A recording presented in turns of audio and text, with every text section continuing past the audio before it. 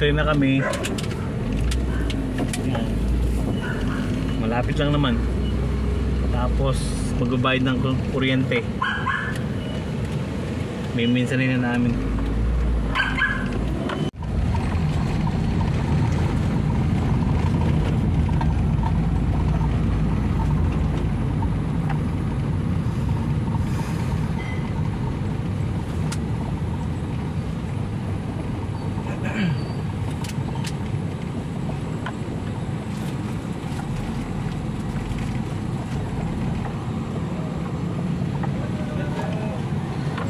Yan, dyan kami mag-grocery. Layo to. Layo. Diyan lang. Layo, sobra. Diyan lang, paglabas lang ng gate. Layo. Kaya? Mag-grocery kami. Tapos, maglalabas muna kami ng pera dyan sa 7-Eleven. Layo. Grabe, layo. Ang saya sa gasolina. Ano nga eh. Ang layo. Okay.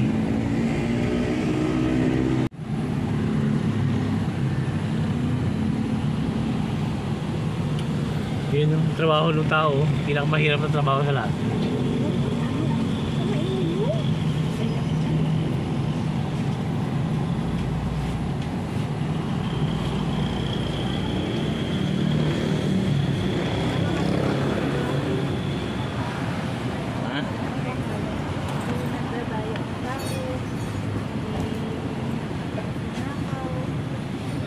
Ganon?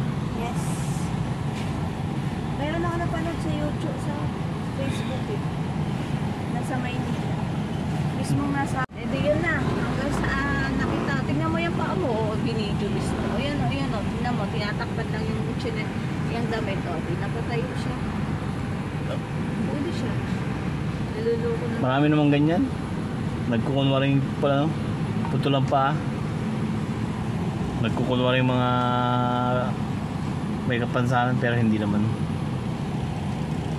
Ang lakas kasi kumita niyan. Yung ganyan mga pulubi.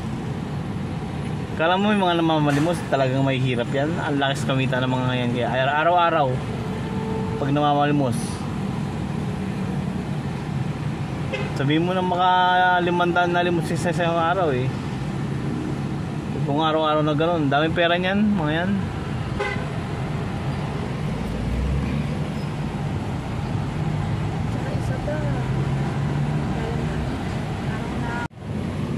Okay. Magkano naman? 15.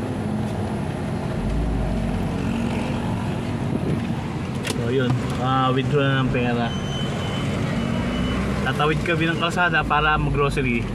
Ganun lang kalayo.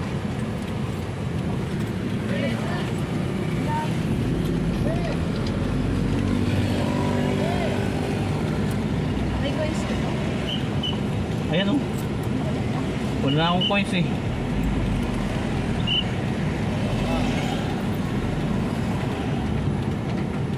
Kahirap-hirap yung mga trabaho ng mga nakakaawa.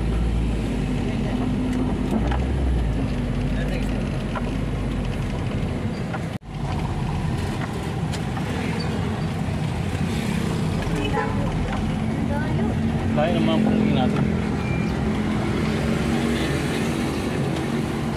May 30 minutes.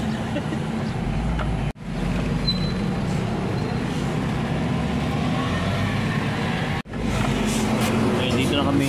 Parking. Layo ah.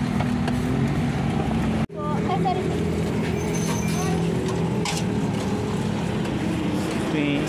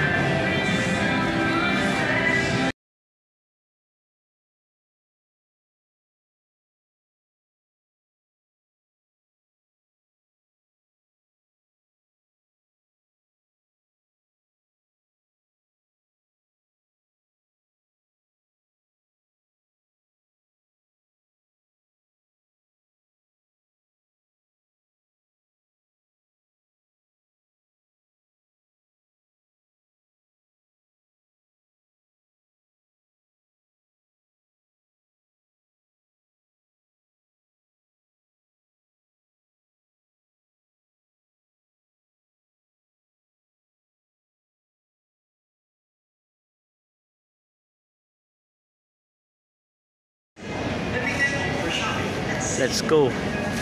Grocery na tayo. Good day, shoppers. Welcome to Save. Thank you for your shopping. Before checking out, make sure you have everything you need in your cart. And check out there. Make it a don't visit the restaurant. Check out your savings. Make your shopping list to shop more efficiently. We don't have the other now. Enjoy shopping here and save.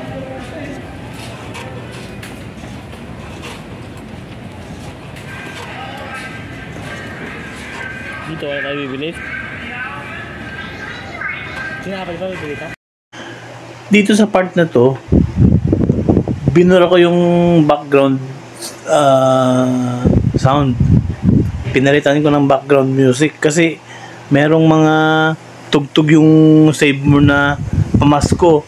So makaka-copyright ako kaya tinanggal ko na lang yung audio niya, yung background na audio. Makaka-copyright kaya nagbigay na lang ako ng background music. Tapos nag-voice over na lang ako dito. Ayan po, nakikita ninyo na kami. Nag-ikot-ikot na. Ang hirap lang mag video dito sa loob ng Save More dahil merong background music na kantang pamasko. Puro yun mga copyright yun Kaya tinanggal ko na lang po yung Ang nangyari, wala nang sound yung background ko kaya nag-voice over na lang ako. Tapos nilagyan ko na lang ng background na music na walang copyright. So andito na nga kami sa mga condiments. May bili na kami ng ketchup, ng Mang Tomas. Kasi itong si Chancellor, hindi mabubuhay ng walang Mang Tomas yan na manghang. Sa mga ulam namin, lalo pagka pinirito, palagi siyang merong Mang Tomas. Siya lang mag-isa umuubos niyan isang buwan. 4 na bote. Kanya lang. Kaya hindi mo pwede hindi mo wala yung yung Mang Tomas. Yan, pagkatapos naman si Ate Sheila naman yung nagtitingin din siya ko ng mga kailangan para sa bahay. Siya rin yung mga pumipili ng mga pang timpla. Siyang namamahala. So all in all, pag nag-grocery talaga kami, palagi kami magkakasama, kami tatlo. Silang dalawa ni Chancellor yung namimili ng mga i-grocery. Ako naman kasi naka-wheelchair ako. Panggulo nga lang ako dito, kaya lang wala rin naman kasi ako ginagawa sa bahay kaya sumasama ako sa pag-grocery. So naka-wheelchair lang ako, nagbi-video lang ako sa kanila. Sila yung talagang nag-grocery. Naglalagay ng mga items sa basket. Tapos tinuturo ko na lang kung ano yung mga kailangan, kung may mga dapat bilhin, o ano man. At saka yung iba, karamihan naman mga supply naman namin sa kusina ang kailangan Si Ate Sheila naman yung nakakalam ng mga grocery na mga kailangan namin sa kusina. Yung sa amin lang naman ni Chancellor, yung mga karagdagan lang naman. Katulad ko kapag yung mga tissue, napkin, mga ganyan. Yung mga trash bag. Kasi kung minsan nakakalimutan nilang ilagay sa basket pag nag-grocery kami, kaya yung mga hindi nila naaalala at yung mga naaalala ko, yun naman ang mga sinasabi ko sa kanila. Ganon din si Chancellor. Yung mostly naman yung mga para naman sa kanya yung mga gino-grocery niya, mga pinupulot niya, yung mga pagkain na like yung mga sardinas, yung tuna, yung mga canned foods. Si Chance yung naglalagay. Tapos yung mga pancit canton, mga ganun. Ramen. Kasi paborito niya yun Yun naman sa akin naman, dito kasi sa loob ng Save More, merong dito, bilihan din ng mga tools, ng mga hindi naman actually tools Parang bilihan ng mga bumbilya, yung mga bagay na kailangan din sa bahay. Mga basta hindi siya kasama sa mga pagkain. Mga gamit lang na napapakinabangan sa loob ng bahay, katulad ng mga rugby, yung mga ganyan, meron dito sa part na to. Mga pang ano ng kotse, panlinis ng kotse, pang mga wax, ganyan. So ako naman, doon naman ako pumipili ng mga kailangan ko. Katulad kanina nung nag-grocery kami, nung dumaan kami sa mga bumbilya, naalala ko na kailangan namin ng bumbilya dahil yung isang bumbilya sa may hagdanan pundido na. So ayun, namili kami ng bumbilya, tapos pagkain ng pusa. Yun lang naman ang papel ko dito sa pag-grocery. Kaya sumasama talaga ako kuminsan. At saka bukod dun kasi, nasa akin naman talaga yung budget, hawak ko yung pera eh. Kaya kailangan talaga nila akong isama. Pero mostly talaga silang dalawa ni Ate Sheila yung namimili ng mga kailangan dito sa bahay. So yan, nagpabili ako ng bumbilya dahil pundido nga yung bumbilya dito sa hagdanan namin. Kasi pagka sa gabi, pinapatay ka na lahat ng ilaw sa bahay, yung ilaw lang sa hagdanan ng binubuksan ko para may konting liwanag. Ano lang naman yan, bali 7 watts lang yata yung binili namin na bumbilya. Mahina lang naman para tipid sa kuryente. Tapos yun, ikot pa kami. Ang kagandahan lang dito sa pag-grocery namin, may mga supply kasi na hindi na namin kailangan bilihin. Yung iba katulad ng mga yung shampoo, toothpaste, mga ganon kasi hindi na namin gino-grocery yun. Every year kasi pag nagpakargo si Christina, kasama na yung mga shampoo, toothpaste, at hindi na rin kami namimili ng sabon dahil ang pinapadala sa amin ni Mrs. na sabon pampaligo ay body wash. So liquid siya, hindi siya bar. Hindi kami nag-grocery ng ng mga pampaligo sabon. Ang binibili lang namin yung panlaban na sabon. Yun lang ang kailangan namin sa bahay. Toothpaste, din na rin kami nag-grocery niyan dahil marami kami stock na toothpaste.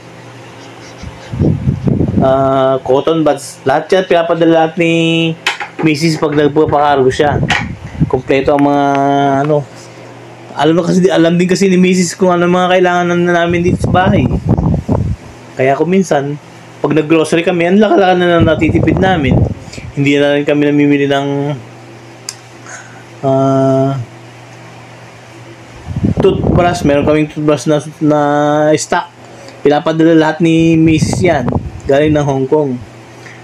Battery na pang charge na panlagay sa sa remote ng TV. Battery para sa pang-ahit ko, yung sa shaver.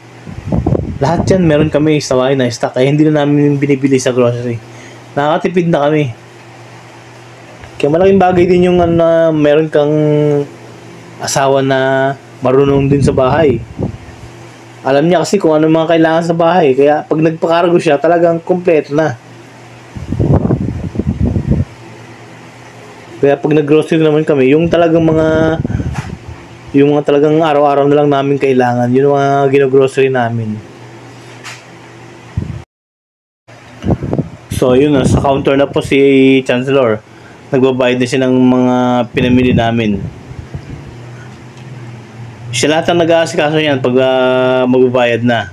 Kasi yung debit card ang ginagamit namin eh. So tapos meron kaming discount card. Tapos yung PWD ID ko. So kahit pa paano, yung mga gino-grocery namin, marami naming hindi na binibili dahil meron na nga kami stock sa bahay. Bukod doon, may mga discount pa kami. Kaya malaki na titipid namin sa grocery. So ngayon palabas na po kami ng Save More. Natapos na rin kami mga grocery. So yan, dinadala na namin yung pinamili sa labas. Sa sakya. Ito naman si Ate Sheila nagtutulak ng wheelchair ko.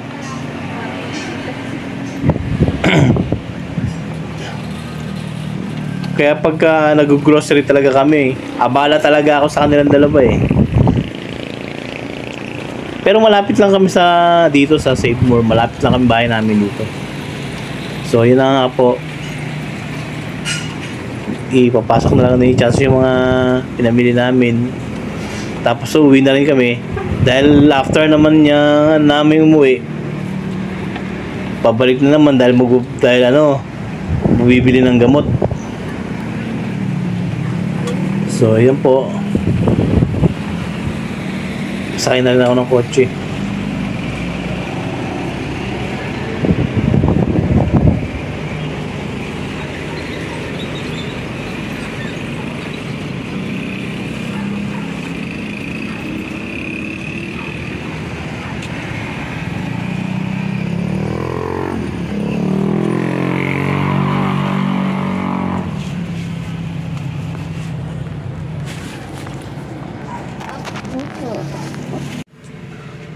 So tapos na kami mag-grocery.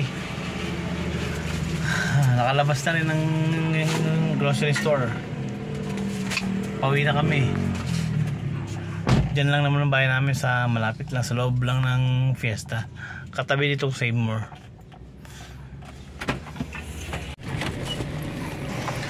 So yun na nga po. Palis na rin kami ng Save More. At pabalik na kami sa loob. Papasok na kami sa loob ng Fiesta. Magkatabi lang naman itong Fiesta at Save More sa pagitan ng McDonald's. Ganyan lang po kalapit yung bahay namin. Pero yan na po yung gate ng Fiesta.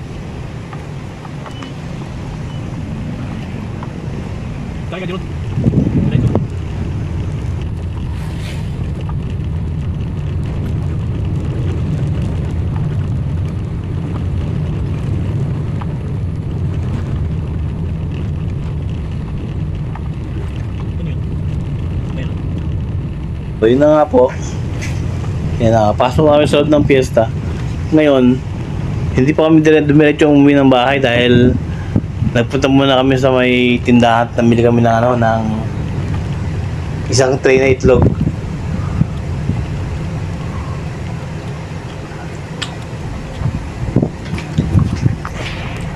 Dumiretso kami kay Kajeron. Doon sa suki namin tindahan.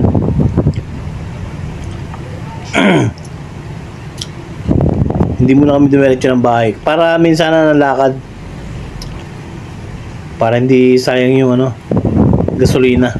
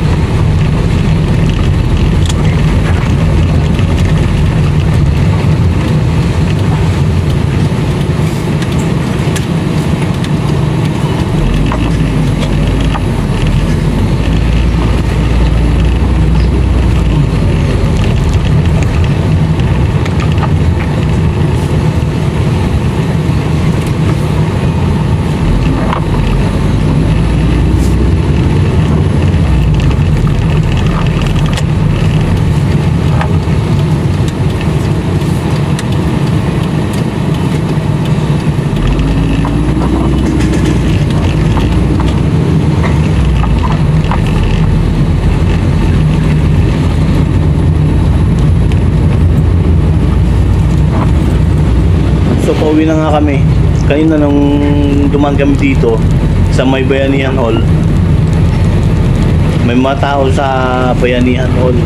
Akala ko kasi bayaran ng internet. Kasi po, December 1 ngayon, kahapon December 30, tuwing akinsi at katapusan ng buwan ay merong table yung ano rito, yung Asian Vision sa loob ng Fiesta. Nagsiset up sila ng table dito para yung mga tao hindi na kailangan pumunta sa office nila, dito na lang magbabayad. So since pumatak ng Sunday yung katapusan kahapon, kaya ang akala ko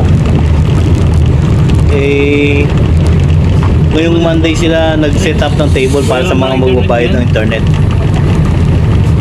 So nadaanan namin yung bayanihan na may mga table, may mga tao. Diba? 30. Bayaran sa 30. Ay, ang ulo pwede yun. Kasi linggo kahapon 30. Internet nga yun. Ang dami. Oo, bayaran nga internet yun. Ang dami nakapesto. Ano nakapesto? Ang daming table. Sana nagtanong tayo. Bayaran? Balikan natin. Sayang yun, kaysa naman nagano tayo sa ano. Pusa na naman nak. Ganyan kami mga pusa, ayaw pa umalis. Lubusin na eh. Kaya nasa sagasaan eh.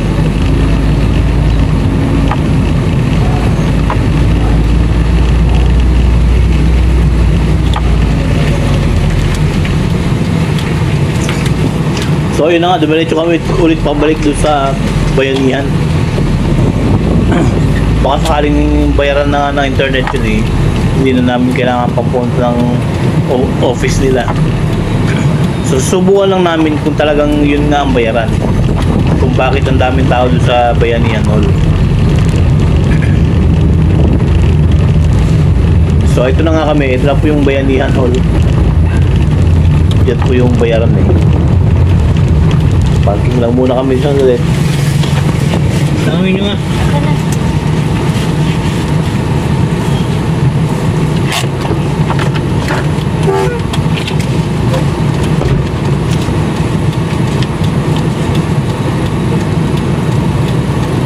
Buwan na yun ah. Matuwa, mga 5 lang. Carlo Flores Oh, Carlo Flores.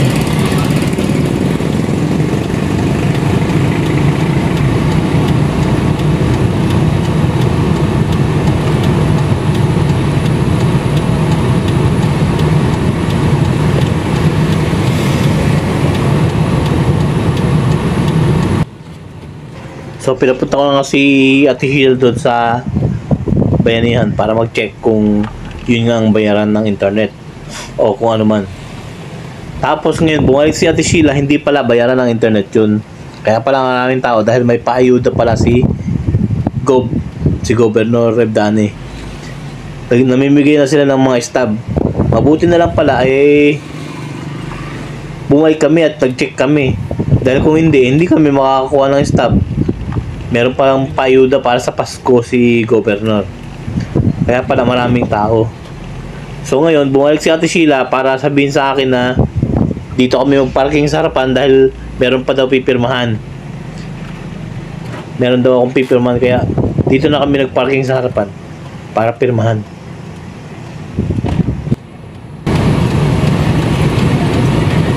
Ano yung pipirman? Ano yung pipirman? Nasulat mo siya?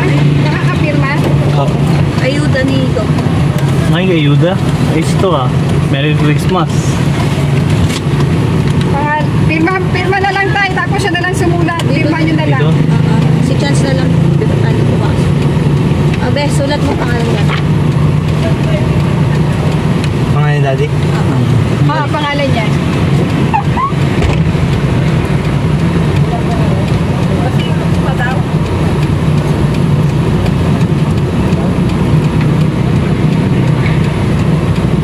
So yun na nga.